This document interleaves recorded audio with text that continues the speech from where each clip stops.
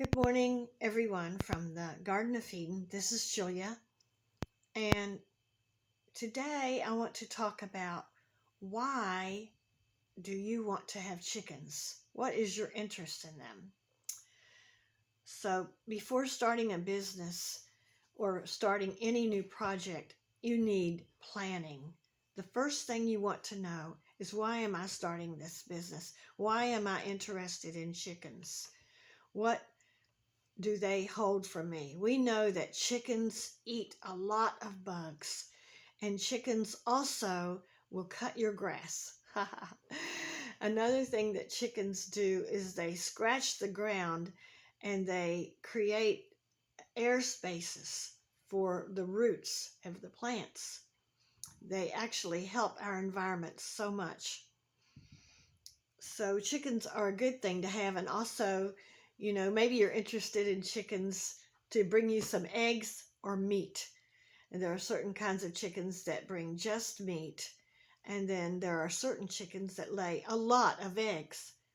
So you need to ask yourself some questions, and one of the most important things for you to do before starting this business or grow your hobby farm or just add some chickens to your environment is to plan.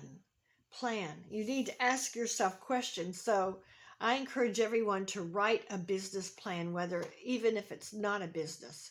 If it's just something you want to do, sit down and think about it first before you jump into it. I've seen a lot of folks start raising chickens and turn around and just give them away because they didn't plan on how much feed that chicken is going to eat, how much it's going to cost to build a coop or to buy a coop. And some of them didn't check into zoning. So let's look at a business plan. The first thing that you want to write in your business plan is why you want to do it. Why do I want this to raise chickens? What goals do I have concerning them? Another thing to think about when you first write your business plan is, how will raising chickens affect my community? Now, if you live in a subdivision, you've got to find out if that subdivision has a HOA, and do they even allow you to have a chicken coop? And if you live in a subdivision, do they allow roosters? You don't need roosters to raise chickens. Roosters are a blessing. They'll help guard your flock. They're good. They also turn very mean after 5 months unless you have worked with them and trained them. So there's a lot to think about there. If you live in a rural place where there's no zoning, you are blessed. But then you also have problems with where you live, because if you live in a rural place, you've got to have good protection from predators for those chickens. You've got to have fencing. Fencing is expensive. Is your property fenced and double fenced? Do you have hawks flying around? Then you've got to be concerned, is there cover for your chickens? Do you have bushes and places for them to run and hide? If you have good cover like we do, we don't have hawks attacking our chickens because we have a nice flock of crows that hang around here, and crows chase the hawks away. So that's something that you need to consider. Do you have bushes? Are there hawks flying around? Do you have dogs running loose in your neighborhood? Are there coyotes? I've seen a coyote real close by here. We had a bear track in our yard, but we live in a subdivision. You wouldn't think that there'd be bears in a subdivision, but there are across America. There are bears in the subdivision. Another thing to think about is, will your chickens bother your neighbors? Are your neighbors going to come and attack your chickens? Are they going to be angry with you for having chickens? Some zoning in neighborhoods do not even allow you to have a chicken coop. You've got to find out if that's allowed. Another thing is in your neighborhood, what kind of chicken coop? If it is allowed, what are you allowed to put up? Now, my chicken coops probably wouldn't be allowed in most subdivisions in neighborhoods, but I'm very blessed because I'm hidden by the woods, and we can uh, work at our building our beautiful coops at our own pace. Pacing yourself is really important in this business. When Rick and I started thinking about having a chicken coop or having chickens, that was back in 2013. So, one of the most important things that I did was begin to study. I went to the library. I rented books, borrowed books about chickens, and studied. I studied and studied and studied. Now, a great reference for you, if you want to have chickens, is to go to backyardchickens.com. It is a great reference. You can study, study, study. It's got every question in the world, and it's answered by people all over America and probably in other countries too. And while I was in Haiti, didn't have chickens, but I was up in my little apartment in Haiti during the day in between ministering.